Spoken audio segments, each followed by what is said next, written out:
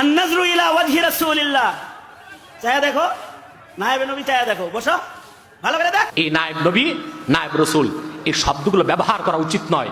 রসুল্লাহ নায়েব হবার সাহস কি করে দেখাও? আমরা তো রসুল্লাহর গোলাম হবার যোগ্যতা রাখি না।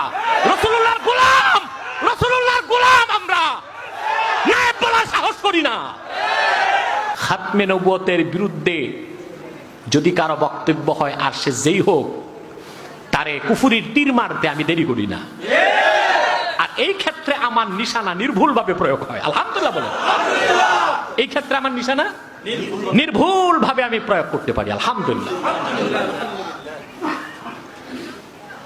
রাসূল করিম সাল্লাল্লাহু আলাইহি ওয়াসাল্লামের দ্বীনের সেবা করবে খোলাফাগণ।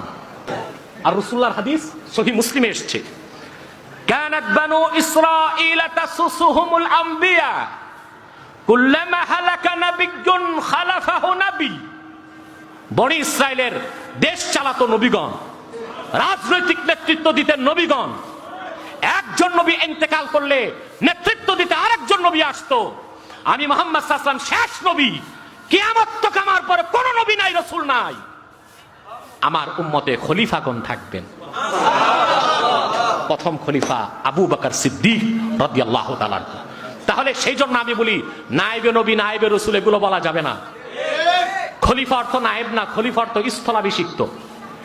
এসব কথা পূর্বে চলতো, এখন চলবে না। নায়েব নবী অর্থ কি? আপনি ডিকশনারি খুলে দেখেন, নায়েবের অর্থ দিচ্ছে অ্যাসিস্ট্যান্ট, ভাইস, সহযোগী। একটা অর্থ স্থলাভিষিক্ত। এখন নায়েব নবীর অর্থ হয় সহযোগী নবী,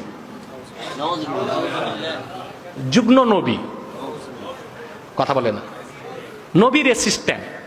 একটা অর্থ স্থলাভিষিক্ত।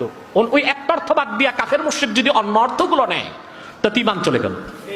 সেজন্য বর্তমানে নায়েবে নবী, নায়েবে রাসূল শব্দ ব্যবহার করা মুহিম ইলাল কুফ, এটা কুফরির ধারণা সৃষ্টি করতে পারে। কথা বুঝতে পেরেছেন? এই নায়েব নবী, নায়েব রাসূল, এই শব্দগুলো ব্যবহার করা উচিত নয়। রাসূলুল্লাহ নায়েব হবার সাহস কি করে দেখাও? আমরা তো রাসূলুল্লাহর গোলাম হবার যোগ্যতা রাখি না। রাসূলুল্লাহর গোলাম, রাসূলুল্লাহর গোলাম আমরা, নায়েব বলার সাহস করি না।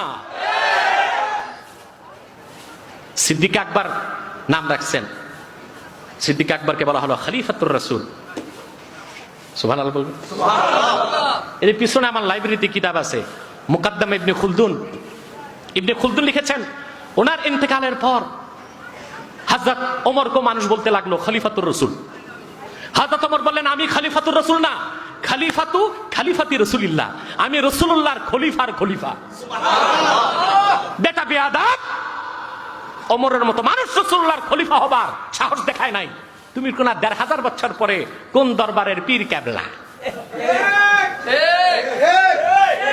কোন আস্তানার শেখে মাশায়েখ, ওস্তাদুল আসাতিজা হইয়া এখন নায়েব নবী, নায়েব রাসূল লিখবা? এইসব ধৃষ্টতা ছেড়ে দাও। যে কথাগুলো খাতমে নবুয়তের ক্ষেত্রে কথা বলা কাফেরদের সুযোগ করে দেয়, ওই কথাগুলো আমরা উচ্চারণ করতে চাই না।